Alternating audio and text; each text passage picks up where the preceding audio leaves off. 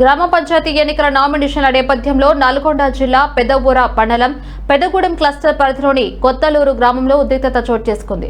Ward నెంబర్లు 6, 7, 8కి సంబంధించి బలపరిచిన అభ్యర్థుల సాక్ష్య సంతకాలు ఫోర్జరీ జరిగాయని ఆరోపిస్తూ గ్రామస్తులు ఆగ్రహం వ్యక్తం చేశారు. ఈ ఫోర్జరీ విషయాన్ని తమ స్వంతంగా గుర్తించి సంబంధిత ఆర్ఓకు ఫిర్యాదు చేసినట్లు వారు తెలిపారు. తాము ఎలాంటి సంతకాలు చేయకపోయినా తమ పేరుతో నామినేషన్ పత్రాల్లో నకిలీ సంతకాలు పెట్టినట్లు స్పష్టమైన ఆధారాలు ఉన్నాయని ఆరోపిస్తున్నారు.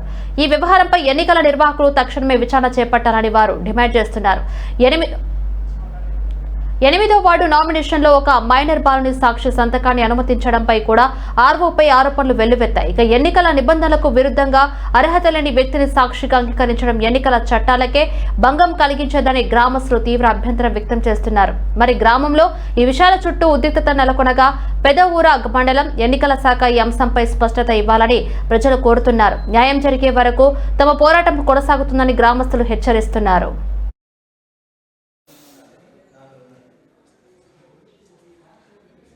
అది కొత్తలూరు గ్రామ పంచాయతీ. కొత్తలూరు గ్రామ పంచాయతీలో లోకల్ బాడీ ఎలక్షన్లలో సర్పంచ్ క్యాండిడేట్గా రాంబాబు అనే వ్యక్తిని నామినేషన్ వేయడం జరిగింది. వారి తరఫున 10 వార్డులకు నామినేషన్ వేసాం.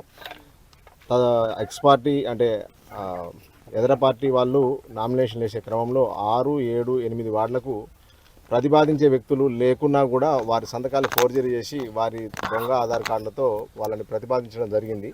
ఆ విషయాన్ని నిన్ననే 12ంటికి మేము ఆర్ఓ గారికి తెలియజేయడం జరిగింది. కంప్లైంట్ కూడా ఇచ్చాము. అప్పుడు ఆయన ఎంపీడీఓ గారి కాడికి వెళ్ళండి, అక్కడ కంప్లైంట్ రేజ్ చేయండి అన్నారు. అప్పుడు ఎంపీడీఓ గారి కాడికి వెళ్ళి కంప్లైంట్ రేజ్ చేసి రిసీవ్డ్ కూడా తీసుకోవడం జరిగింది. ఆమె మేడం ఏం చెప్పిందంటే దాని గురించి విచారించి ఆర్ఓ గారికి చెప్తాను, వారు మీకు సమాధానం చెప్తారని చెప్పేసి నిన్న సాయంత్రం చెప్పింది. ఇవాళ ఉదయం కూడా ఫోన్ చేసి వారి వివరణ కూడా తీసుకున్నాం.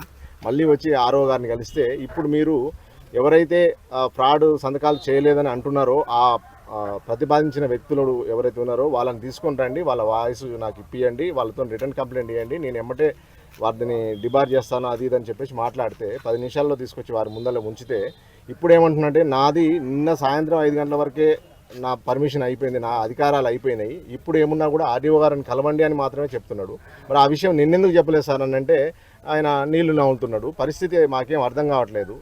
పోటీ చేసేందుకు మేము సిద్ధంగా ఉండి అన్నీ చేసుకొని మా బాధలలో మేము ఉంటే మమ్మల్ని పిచ్చోళ్ళని తిప్పినట్టు పెద్దగూడెంకి 4 సార్లు తిప్పినాడు. ఇప్పుడు ఆర్డీఓ గారికి అటు పొమ్మంటున్నారు.